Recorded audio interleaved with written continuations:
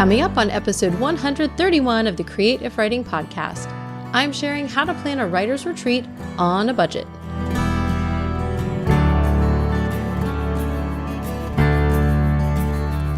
I can't go back to sleep, it's almost light. These restless thoughts have kept me up again tonight. Hey there, this is Kirsten from Creative Writing, and this is the podcast for you, a writer, blogger, and creative who wants to build an online platform without being smarmy. I am so glad that you are tuning in today, whether this is your first or 131st time to listen to the show or somewhere in between. It's really great to have you. A few quick announcements, and then I'm going to dive right into the writer's retreat, and then I'll have more announcements at the end for those of you guys who want to stick around for those. I just want to say, first of all, I appreciate you guys putting up with the big spaces in the podcast for those of you who are listening week to week. If you're listening to archives and binging, then you did not notice, but I have been out with computer issues and voice issues and all that, and I'm glad that you guys are sticking around and back to hear more. But I am going to be switching to a every other week schedule. And that is just because of my actual life schedule, which I'm trying to rein in and get under control. And I know you guys feel me on that, but I hate doing it because it drives me crazy when my favorite podcasts are not every week, because I forget which the off weeks are and all, just anyway, I like them week to week. I want them every Wednesday. I want to know this podcast is out, and every Friday this one is out. So if you're one of those people who's like, every Monday, I can't wait for this one to come out, I'm so sorry, because I feel you. But just for life right now, that's how it's going to be. And I'm going to reevaluate as we go. We're moving into the summer months when I have all my kids at home. We have 5 kids. This is your first time to listen. But in the fall, I've got 3 kids who are going to full-time school. And then the youngest 2 will be doing 2 days a week, which sounds like the most luxurious of all schedules compared to what I have right now. So we'll just see how it goes from there. And I am going to be moving into a series that is going to be focused on writing and self-publishing your books, whether they're fiction or nonfiction. We're going to deal with a lot of the nitty-gritty.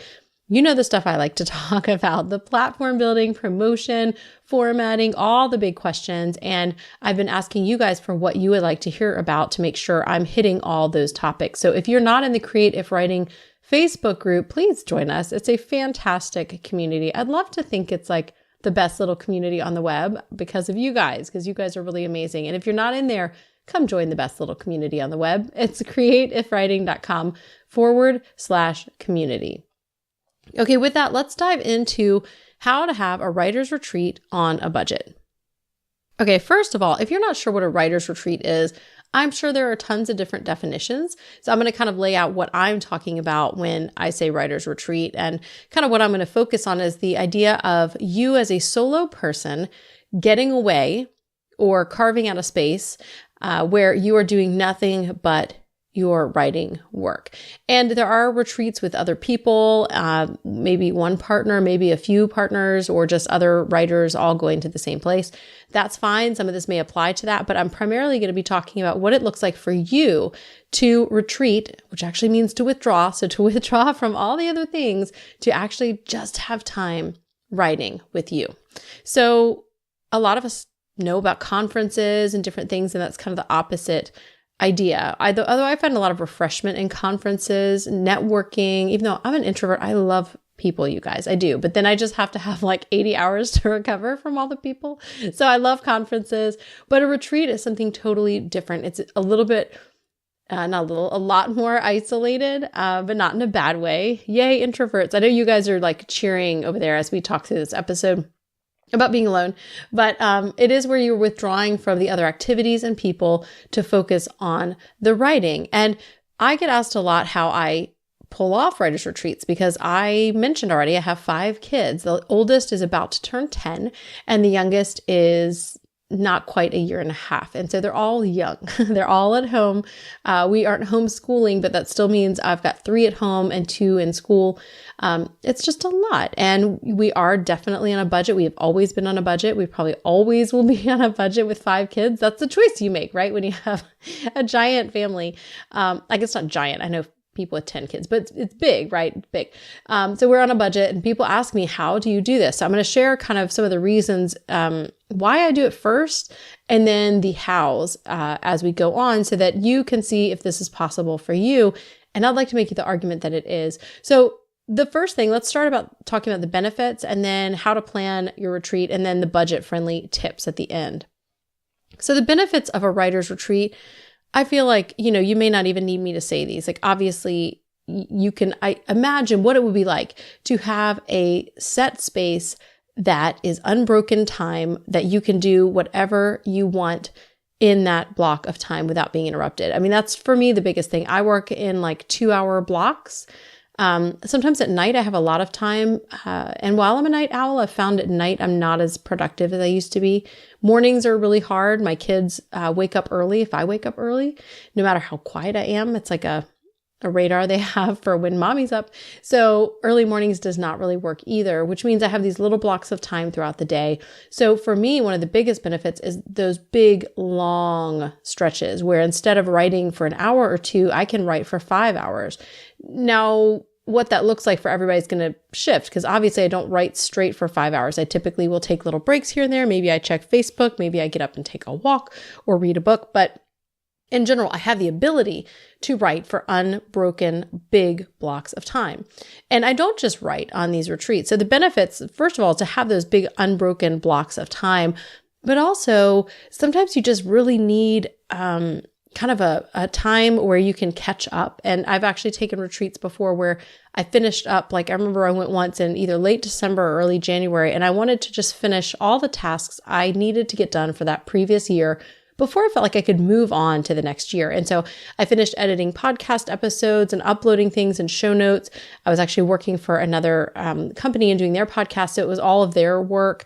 It was finishing up books, email sequences, things like that. And so sometimes it's not just writing. It's a retreat where I just do all those tasks. But if you're a writer, you may know that those kinds of tasks weigh you down. And mentally, it's like a big block for me. If I have a lot of tasks that are undone, I can't really focus as well on the work of writing because there's all this sort of heaviness kind of hanging about me.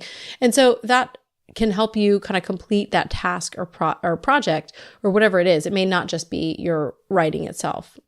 It's also super refreshing and recharging, again, especially for those of us who are introverts and being around kids. I mean, any parent knows that kids are just exhausting. They're amazing, but they're exhausting.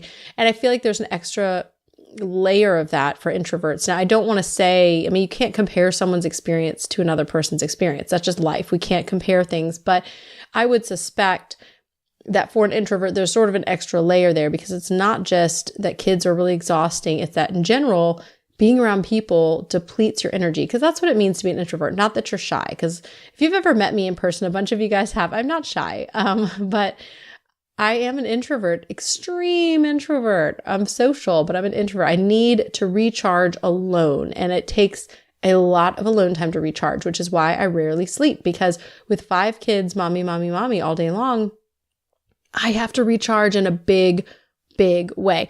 So for me, it really kind of serves to help my mental state in a lot of ways, or my emotional state, or whatever inner state I have. It restores my inner real estate. And it really can help me and help you with harnessing like a single-minded focus, because I feel like sometimes during your normal, work day or normal little chunks of time where you're working, it's really hard to have that singular focus because there's so many different things that you're doing, directions you're pulled in. There's laundry to do. I need to clean my office. Oh, Facebook just had a notification. Oh, someone's calling on the phone. And with a writer's retreat, you're sort of giving yourself permission to turn all those things off or to physically leave them and actually just be single-minded in your purpose. And so, as I talk about next, how to plan a writing retreat, we'll kind of get into how you do that, because you could totally take a writer's retreat and not be single-minded and really waste some time that could be more valuably spent another way. So for me, those are some of the biggest benefits, is just being able to have big, unbroken blocks of time, completing tasks and projects, refreshing yourself, and harnessing that single-minded focus that really helps to achieve something greater than you can in lots of little broken up bits. So when it comes to planning your writing retreat, we're going to move into how to plan it.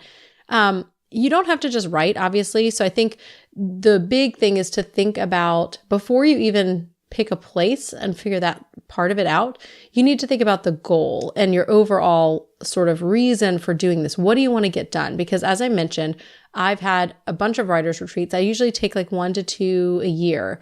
I would take as many as I'd take one a month if I could, but that's not life. So I've had the goal, like one time I mentioned I was completing tasks for somebody else and things that were just on my to-do list. Just this December in 2017, I went and wrote, I guess like 50 pages of a novel or more. Plus I worked on something else. I think I edited one novel and then started writing another. And so I ended up writing like over 100 pages. I wrote 50-page short story. That's what it was. I was finishing up a 50-page or so short story and then wrote 50 pages of a novel. And that was amazing. I had 2 days. And, I did other things too. I went shopping because I forgot toothpaste and deodorant. So how to plan your trip. Pack things that you need, like toothpaste and deodorant. I'll talk about this more in a minute, but that was my like least hygienic retreat ever. And I wouldn't recommend it, but I'll explain more about that. So stay tuned if you want to hear why. So I did that. Another time was just writing. Another time I finished up one book that I had about ready to be published. And so I went ahead and finished the final edits. I did all of the formatting in Pages and went ahead and made it into a PDF and actually put it up for sale. So I finished like a really big project. Another time I edited a fiction manuscript that was like 200 pages. And it was funny because on that one, I was house sitting for a friend. And I remember, I think it was maybe the first time I'd done a writing retreat, and since having kids. So we had maybe 2 kids at the time. And I remember it was a good weekend to go because I was playing roller derby at the time and I'd hurt my shoulder and it was hard to even lift anything. And so that happened. So it was really good to go away because I couldn't lift my kids. And of course, when you're around your kids, they want to be lifted all the time. And they're, my 2 now oldest, well, they're still my oldest, but they're older now. They were pretty young at the time and required picking up all the time. So it was hard to even drive the car. But I went and stayed at a friend's apartment in Austin because he was gone. And I edited the 200-page manuscript. I read 4 books, watched like 6 movies, and did 6 mini paintings during that time. And so it's funny because since having kids, I feel like I appreciate the value of that time more. And that's not to say if you don't have kids, you won't appreciate it, because still your day-to-day life, it's just easy to get sucked up into those things. And so when you're really withdrawing for this retreat, again, going back to the whole idea of why you're doing it, you make better use of that time. So do think about what you want to accomplish, because you want to walk away feeling like you have accomplished something. And even if you're not going to completely finish something, in a 1 to 2 day, weekend, you're not probably going to finish an entire novel or something like that. So you want to be realistic, and maybe have priorities, because I also think it's helpful to shift your mind sometimes. Like maybe you don't work on just the novel, because if you're gone for 2 full days, assuming you sleep, a little bit in there, you're not going to have quite 48 hours, right? Because some of that's sleeping. If you're me, very little of it is sleeping, but, you can't just work on that. Maybe it helps you to take a break, and your other thing is to go ahead and go through and update old posts with new images on your blog. And so maybe you kind of go back and forth between your main goal, which is to get as far as you can in the novel as you want to, or your nonfiction book that you're writing. And then when you need a mental break, you go in and start doing those images. It's something else to do. It's still a good task. It's still batching. It's still keeping you in that kind of flow of working and being focused, but it's giving you a little bit of a break. For me, I like to get out as well. So if I'm going away, even if it's in town, and we'll get into more of like the wheres in the next section on the budget-friendly tips, but I'll go out and eat by myself. I love eating out alone in restaurants. Nerd alert, introvert alert. I'm not sure what that is, but taking a book and reading in a restaurant's amazing to me. Just going for walks, getting out in nature. There's got to be a kind of break in what you do, but you've got to know what your main focus is, and then other things that you hope to get done. And that will help you, because it may affect or impact where you go on that retreat or the kind of place that you stay in. So make sure you're considering what to do, and then or what your goals are. And then the next step is going to be figuring out where you're going to go and any of the other kind of things that you have to figure out. Like for me, that's the 5 kids. Like where are they going? What is exactly happening to my 5 kids while I'm gone? So after you think about the sort of overall purpose, then you're going to get into those really practical things about where to go. And if you have kids or other dogs or anything else that needs to have care taken for it, who's going to take care of those things? So I'm going to mesh this into the budget-friendly tips, which is this last section, because that's where I talk a lot about the housing. But I think something really important as you're thinking about how to make this actually happen is that you have to be determined. If you feel really strongly about having a writer's retreat, then you just have to make it happen. And you have to make it clear to the people who need to support you, whether that's a spouse, and maybe it's just mental support, or like in my case, it's the actual babysitting, which we don't really call it that when it's my husband, it's his kids too. It's not babysitting, but he's taking on that primary caregiver role while I'm gone. So it's making that person understand, and not forcing them to understand, but convincing them, being winsome about how you talk about what you're going to get done. And for my husband, he loves to hear like specifics, like exact numbers. That's really helpful to him. Like I wrote 100 pages. That's what I did. Or I did this. Look, this book is now for sale. It wasn't for sale before. So he likes to see like some of those things. It helps him understand why he's doing what he's doing and making that sacrifice to solo parent for, 2 days or whatever it is. My parents also help a lot. They live in the same town. So it does take some maneuvering. But here's the thing. If I can do it with 5 kids, I don't know your circumstances. And I'm sure there are some circumstances that just would not allow for it. But if you're in a typical situation, whether you have 5 kids or what your situation is, I think that the fact that I'm able to make this happen should be an encouragement to you, not feeling pressure, not feeling guilt, but an encouragement to you that you can make it happen if you're determined, if you say it really is important, and then do what it takes to make it happen. And so again, a lot of that takes, if you have partners, kids, whatever you have, family, you need to help them understand why this is important and then ask for help where it's needed. And then you have to get to the work of finding the place to go. Now, when I first started doing these, I mentioned the first place I stayed was with a friend in Austin, and he was gone and a house sat for him. I stayed in his apartment. It was empty. And I think I actually asked him ahead of time. I was like, hey, are you ever going out of town and I could house sit? Because I know you're in Austin. It's a couple hours away from Houston. I'll just come watch your apartment. You can absolutely be a little awkward like that with the people you know, or put a call out on Facebook, which I've done before as well. And that opened up, I think, the second place I used to stay, which was a friend in the Heights. Thanks, Mary, for opening of her house. And she and her husband worked really long hours. So they were working until like 9 o'clock at night, leaving really early in the morning. They didn't have kids. So I just hung out in their house all day. And then by the time they got off work, I had dinner with them, and it was a really nice break from the sort of being alone all day kind of thing. And we drank wine and talked, and it was perfect, and it was free, and she loved doing it. It was, just a great place. So you don't know till you ask. If you know people who have garage apartments or vacation homes or a, extra bedroom and no kids, or extra bedroom in a 20,000 square foot house, whatever the situation, if you can think of people who might have a situation that would work for you and you feel comfortable asking, then ask. And if not, you could put a call out on Facebook. And I've done that before a few times and gotten some great options. They didn't always work out, but putting the call out, people don't always know that you need it, and they see it. And if they're able to, then they will rise up to that. So you may not be comfortable with that, and that's okay. But it is always a good idea to check for free options. Maybe you could check with family. My parents would totally let me stay, but I know I would be tempted to just like hang out with my mom and watch Top Chef. So even though they have extra bedrooms, I know that I would just hang out with them. So you also have to make sure, okay, like, is this a retreat just to recharge? Because that might be fun to recharge with my parents. But if I'm trying to get work done, that's probably not the best location for me. In a pinch, it would do, and I could just go maybe to a coffee shop and write all day and then sleep at their house. But again, check those free options first. And that's the most obviously budget-friendly option, is to get free options.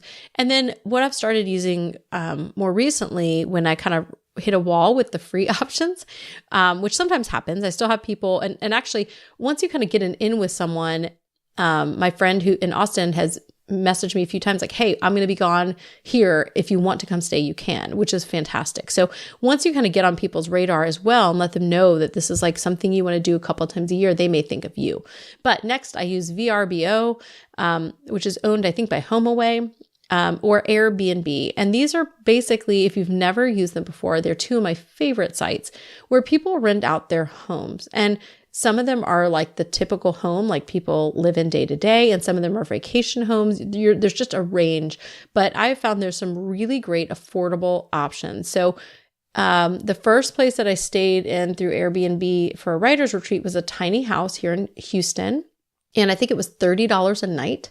It may have gone up a little bit since then. The cleaning fee was maybe $5. So that was one of my pro tips. And I've got a blog post on this. If you go to createifwriting.com/131, a lot of times with those, like you'll search for under a certain price, but then the cleaning fee is exorbitant. So I found some places that are really affordable until you add in that cleaning fee, which is totally arbitrary on the owner of the place. And when a tiny home is a tiny home, charging $50 to clean it is crazy. So I do watch out for those. So this one was like $35 a night, $5 cleaning fee. So essentially for $40 a night, you're staying in a place that, first of all, is really fun. Okay. Like I may not want to live in a tiny home, but it was super, super fun to stay in one. And it had everything you needed. It has a bed, it has a tiny kitchen with, microwave. It did not, I don't think, have a stove, but it did have a microwave and a fridge. It had, sink, shower, toilet, couch, even TV with cable, which I tried not to use, but Wi-Fi, all those things were all in this tiny space. And, you don't really waste any time because it was like 400 square feet. So like you didn't even waste time like walking up and down a hallway. Like all of your time was spent doing the work. And that was great. I've stayed in another tiny home that was out in the country. And that was really, really fun. Totally different kind of experience. And this is the one I'll tell just like a brief story. I mentioned about the hygiene. So when I stayed in this house, it was a tiny house and different setup than the first one I stayed in. This one was almost like a little shed shape. And so it was just an open room. The first tiny house was like one of those true tiny house, like little narrow trailer type thing with a loft bed. You had to climb up into a ladder. This one was almost like a shed shape where it was just one big room. It had just a regular sized double bed. It had a table. It had a little hot plate if you wanted to cook, sink, fridge, all that kind of stuff. And then the bathroom was the only thing that was really weird because it was like a shed shape where it was one big open room. The toilet was like right in the middle of the room. So this would not be where I'd go for like romantic vacations. They had a little, like one of those partition walls around the toilet, but like not a wall. What are those things called? Where there's like thin wood and it folds up. I can't think. You guys are going to all be like yelling in your cars as you're listening to tell me. So tell me in the Facebook group what in the world those things are called. Like in movies, old movies, people are always getting dressed behind them. Whatever, small partition, but it doesn't cover everything. So like, I thought that was not somewhere I'd want to stay romantically because just bathroom privacy. And the shower was outside, which I thought was really fun when I got there. And I was really looking forward to an outdoor shower. Obviously it had walls, right? We used to stay at the beach where they had outdoor showers, and there was nothing like taking this great outdoor shower after you've been at the beach and washing off the sand and everything, and then getting dressed. So it was like private, right? It had wood walls and, but what happened is a cold front came through. So I forgot all my toiletries somehow. So I get there and I was like, well, I'll just wait. So I spent the first night and I was like, this is gross. I really like brushing my teeth a lot, just so you know. So it was really like hard for me to not have toothpaste. But I waited till the next morning because I just didn't want to waste time and I got in a groove. So the next day I was like, okay, I'm going to go get deodorant. I'm going to get, some soap of some kind, toothbrush and toothpaste, and then I'll come back and take a shower. Well, lo and behold, while I was gone, a cold front came through. It was December, but it was Texas. So it had been like 70. Cold front came through. So when I got back from the store, it was 30 because that's how it rolls in Texas. It doesn't just like gradually get colder. A wind blows through and all of a sudden it drops like 40 or 50 degrees. That's how it happens here. So I ended up not taking an outdoor shower because I was like, I cannot even imagine getting undressed outside in this frigid cold, no matter how hot the shower is. So I just didn't. And I came home and was like, I told my husband, I said, okay, I'm going to need you to watch the kids for like an extra 10 minutes when I get home because I just have to shower. You will thank me. I need to shower. But otherwise, that was a really great place. It had a front porch. There were cows like 2 feet from my door. I'll have to put some pictures in the show notes so you guys can see. It was just lovely. And the owner of the home that was right on the same property, who owned the little tiny house, was as wonderful as she could be. And she actually was a romance writer for a while and won awards. So it was kind of fun chatting with her. When I told her what I was doing, she was really excited. And it was in a tiny town in Texas. So when I needed a break, I went into the tiny town and ate at their like local dive. And it was just really a ton of fun. And also, again, under $50 a night, including a cleaning fee. And so to have your own space like that, like sometimes you can find hotels or motels that are cheap, but often they're really a little scuzzy, a little yee. Now they do come with a free breakfast. And so if you're, again, we're going to get to the food next, but for the budget option, maybe if you find somewhere that's not so gross and has a free breakfast, that can be a fantastic, addition to the food. So in terms of saving money on the food, that's how to save money on where to stay. Saving money on the food, you can just pack your own. If you're staying somewhere that has a mini fridge or microwave, you could bring bag salads. You could pack your own sandwiches. You could go get I love lean cuisine meals, and they're super cheap, like $3 to $4 a meal, and I love them. Bring your own stuff. Grocery shopping always will win out over eating out. But you can also be food frugal. And I'm linking in the show notes to a post I put on my lifestyle blog where I talk about the best sort of fast food for travel. And I don't mean best and healthy. I meant more like the post was written for, parents, and you're traveling and you have your kids with you. So like, where should you stop to not spend $8,000? Because there's nothing more annoying. This is a side note and a rant, but there's nothing more annoying than when you go somewhere like McDonald's and you spend like $25. You're like, what just happened? And if you have more than like two people, it's really easy, especially if you get like an actual meal. Those things are like $8. What is going on? So anyway, in my post that I linked to, I share some of my favorite things that you can order on the value or dollar menus. And a lot of things aren't just $1 anymore, but McDonald's, for example, I'm hooked on their, they have a really good sausage burrito. They serve breakfast all day long. Breakfast is a great way to save money eating out. They also have a sausage McMuffin, which is $1.29, I think, most places around here. And I actually love McDonald's lattes. And I think right now their latte, as small as maybe $2. So that's a great price right there. You've got like a little over $3 breakfast if you get a latte, which is a step up from just the plain coffee, which I think is probably $1. You're getting a latte and a breakfast muffin, and that will fill you up. And most people, it might fill you up. It's not super healthy. It's not super amazing, but it's also not like 9,000 calories. It's not terrible, and it's cheap. So you can also just make smart choices going to fast food, or you can just forget that altogether and maybe eat out, because it's kind of fun to do that if you like eating out alone. Again, often I will do that, but I won't do that for every meal. I might do it for like one big meal. I'll eat out somewhere, and the rest of them I'll go get, the last tiny house when I went to get the toiletries, I also got like a bag salad. And I think I got a bottle of wine and just, things that would save me money to eat them in the tiny house rather than going out. So the last thing I want to say when it comes to this whole writer's retreat idea is that you just really have to take what you can get. And I know for many of you, this may be a struggle. I have a lot of friends who have kids also, and they don't understand how I go away so much. But some of that, is just the understanding my husband and I have of what's important. And maybe this isn't the thing that needs to be that most important. Maybe that's something else for you. For me, this is hugely important. Just for what I want to get done, and also my well-being. I think it really does help recharge that exhausted introvert within me trying to deal with the 5 kids all the time. And so my husband knows that and understands that. And that's just how our marriage works. That may not be your marriage. And maybe that's just something that's not going to change, or maybe it's something where you need to sit down and have a conversation and explain how important it is. Not in a rude way, but like in a way that just helps them to understand, because I'm married to someone who doesn't do what I do. He doesn't understand. So he only understands what I help him understand. And that's not a bad thing. That's just how it is. We are opposites in almost every way. And so we sometimes have to help each other understand why these things are priorities, why the things, that are a priority to him are a priority to him, because I don't get it. And the same for me. And so take what you can get. Maybe you can't get 2 nights away. Maybe you get 1 night away. Maybe your dream place is at the beach somewhere, or renting out a really nice hotel room and eating out, and you can't afford that. Take what you can get. Don't write off the idea of a writer's retreat because you can't afford a hotel and you can't afford food out. Again, ask around, see if some people you know might surprise you by having even a room you can rent out. And you can actually do that with Airbnb, is rent a room out in someone's house, not just a whole space. But it's worth looking into to see if you can find something you can afford. And circling back to the beginning, I feel like there are so many benefits to this. It may not be how everybody works. For me, it's massively beneficial. And I am able, in those times, I think because I'm aware of how little time in big blocks I have right now, in those writers' retreats, I get down to work and I get an amazing amount done.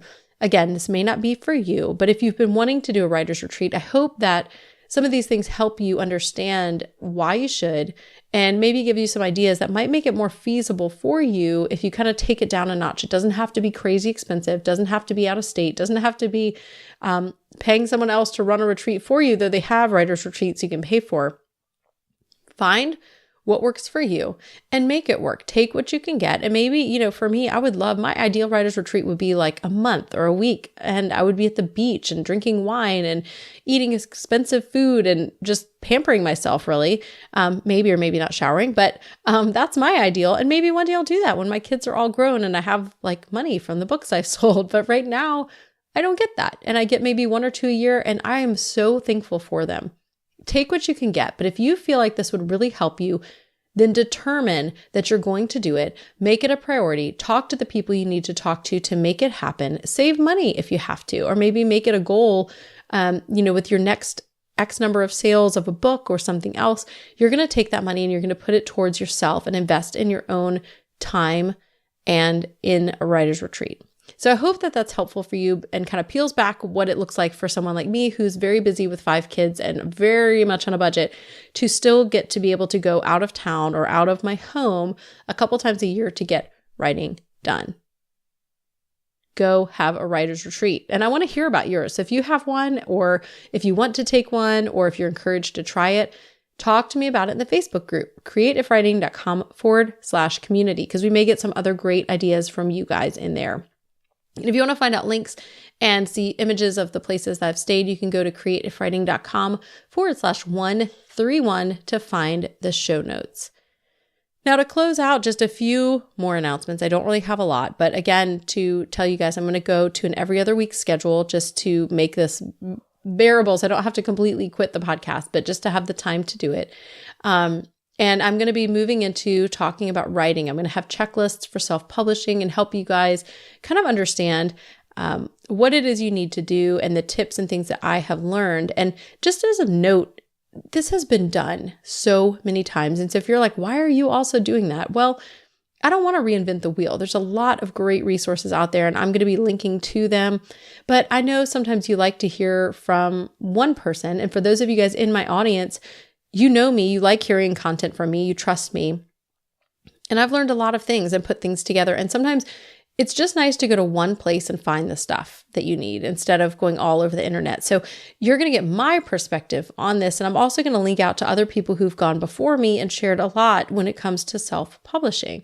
And one of the big goals is this is all going to be leading up to a paid program that's going to be kind of a mix of a course and group coaching, where I want to take small groups of people from kind of the process of finishing up a book to actually getting it out there for sale and launching it. So that's going to be coming probably in the fall when kids are in school. So if that's interesting to you and you think you need that help, it's not going to be crazy cheap. So start saving your money. I would love to have you in there. I will probably take applications and make it a really small group so that we can all get the best out of it. But just so you know, I'm going to be having a ton of free content that's going to be leading up to something paid. So if you want to walk through this with other people, you can. So just put that in the back of your hat and be saving up. And let's talk about doing that in the fall. But look forward to writing posts and writing podcast episodes from me. There's a lot of big things going on in the news. And if you are not subscribed to the Quick Fix, you are missing out. You're missing out on hearing things like Twitter updates and algorithms and how I've gotten banned twice in the last month from Twitter for not even violating the rules, really. But anyway, if you're not getting the Quick Fix, you're missing all that information. What to do about Facebook algorithms. We're going to be talking about GDPR, which is a new thing that's going to be rolling out in the EU that's impacting email. So you really want to stay apprised to the goings on of, social media and email and tips and what you need to know legally and all those things. go to creativewriting.com/quick fix so that you can get that every Friday and not have to go search all that info yourself. I'm just going to share it with you. We will be talking more, especially about GDPR. There's been a lot of questions about that in the Facebook group, and I've been waiting to talk more at length about it because I'm waiting for a lot of the email service providers to be more specific about what they're doing, because they will handle a big portion of this for us. And so I kind of am waiting to see what's coming down the pipes. But we're only a few weeks away from that right now in April of 2018. So I will be sharing more. I may have a special podcast episode that comes out before I dive into the writing stuff because GDPR is happening like right now. And if you haven't heard about it, don't freak out.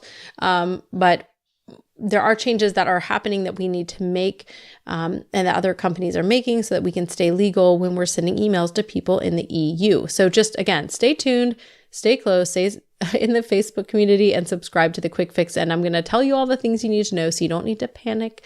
Calm down. And if you are interested in building an evergreen platform that is not just dependent on the whims of social media and all these changes and new laws and things like that, I have created a course that I just launched, and it's going to be my signature sort of lower end offering.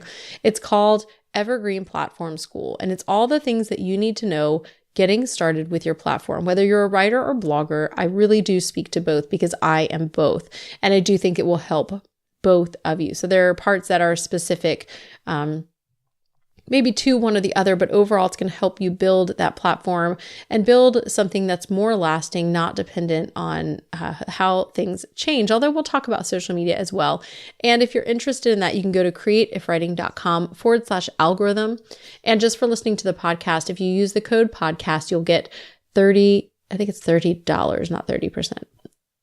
$30 off. I'm going to go ahead and say $30 off, which I think brings it to right about $100. And I can just say, having taken a lot of courses and being a course junkie, that it is absolutely a fantastic value. If you're trying to build a blog, trying to build a platform, trying to connect with that audience in a more permanent way that's sustainable, Evergreen Platform School is what you need. So I'm going to close out on that. And I, again, am so thankful that you guys are here listening. I hope that you all go and have writers retreats, come to the Facebook group and talk about it. And I want to leave you with this. Go out and create content that you love and serve your people well.